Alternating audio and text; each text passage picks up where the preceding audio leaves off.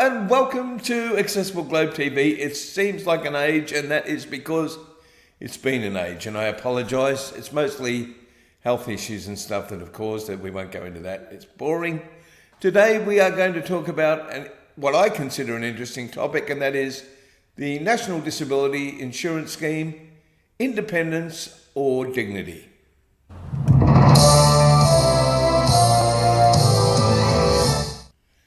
The question for today is the NDIS, which is a wonderful thing, by the way, we're all very grateful for it, we all get a lot from it, but has it become something where you get all this independence but at the cost of your dignity? And it's something that I've been questioning more and more, because throughout my life, from when I was a very young age, I aimed for independence. I aimed to not appear disabled. I aimed to fit into the mainstream community. I did things that I could that anyone else could do. I didn't want people to think of me as disabled. I didn't want them to feel sorry for me. I didn't want them to feel anything except that here's Rod, he's a good bloke or a pain in the butt or whatever, just like any normal person. Now, the NDIS is wonderful. It's given me even more independence. But one of the problems that I'm finding with the NDIS, and in talking to other people they are as well, is that having that independence is marking them often as a person with disability. Now, let me explain that. In times past, before the NDIS, if I walked through a shopping centre with a girlfriend or a girl or a man or a friend, people just assumed they were my friend or my girlfriend or a sister or whatever. Now I could be walking through the shopping centre with a girlfriend and people will automatically assume she is a support worker.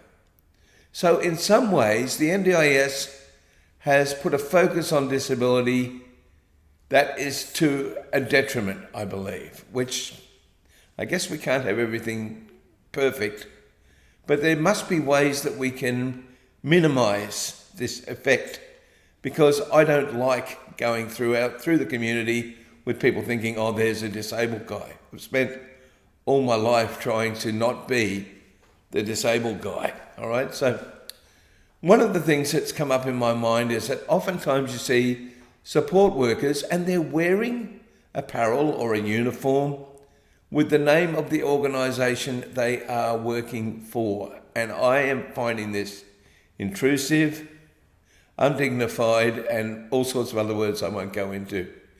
For me, personally, and for a lot of other people that I've spoken to, it's really offensive and really just dehumanising.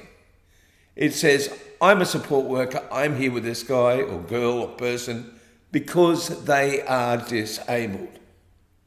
No, you're not. You're there because we need some help and we're paying you. That's what you're there for. We're employing you. We're giving you a job.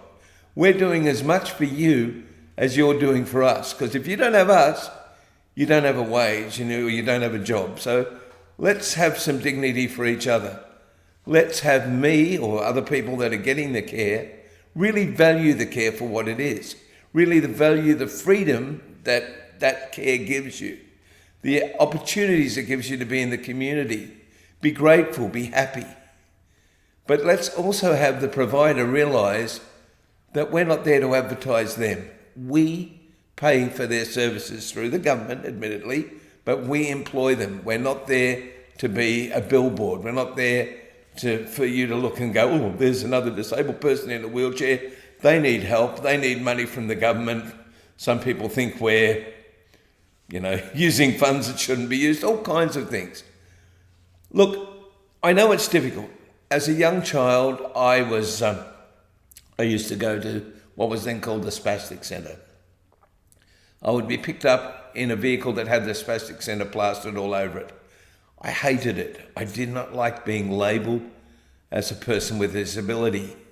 It's very hard to strive to be independent and have a free life if people keep labelling you. So I'm just going to have a look at my notes. So even for me, even vehicles should not have the logos of the company that you're employing on them. That's what I think. So how do we get around this? Because let's face it, there are some people, some clients that like the support worker to have the advertising, the logo of the company on, because that shows people who they can talk to, who they've given authority to do things for them. So it really needs to be a choice given to each person in each situation. Because apparently, according to my good friend Natalie, a lot of elderly people using aged care services really prefer the person to have a uniform. So I understand what I'm talking about is not cut and dried, but in talking to most people with a physical disability, like me in a wheelchair and so on, they agree that it is just makes them feel less of a human to have people running around going, I'm a support worker, I'm looking after them, they need me. So I don't know.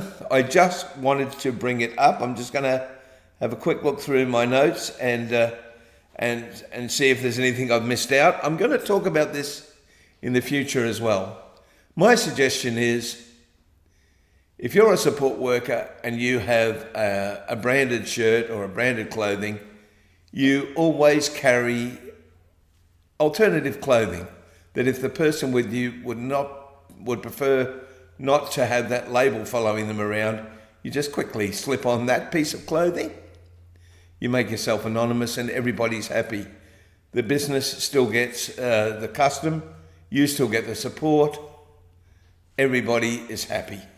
Just remember, if you're out there and you're a support worker, please give the person that is employing you the option. The NDIS is supposed to be about choice and control. Please help it be that. Anyway, that's my little rave, my first one for a while, back in the chair. I hope it's made sense. Please leave comments down below. Tell me if you think I'm wrong. Thanks very much. I'm sorry we've been so long away. I'll try to do things on a more regular basis and that kind of thing. I've got a few procedures to have in the next month and then we'll be back travelling as well. Thank you very much. Let's thank some of the people that have been helping us. Oh, yep, and Carl's just put up subscribe. Subscribe, please, please, please subscribe and send some comments. Some of the people that have been supporting us, I think they'll come up in a moment. That's us. Here we go. Like and subscribe. I'm reading off the screen just like you are at the moment.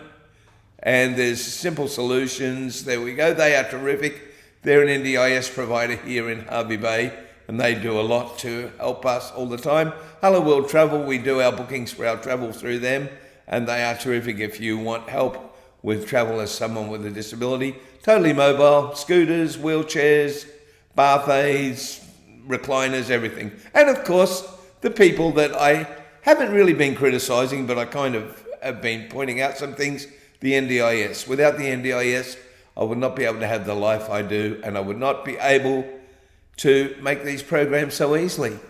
Thanks very much for having me back in your room.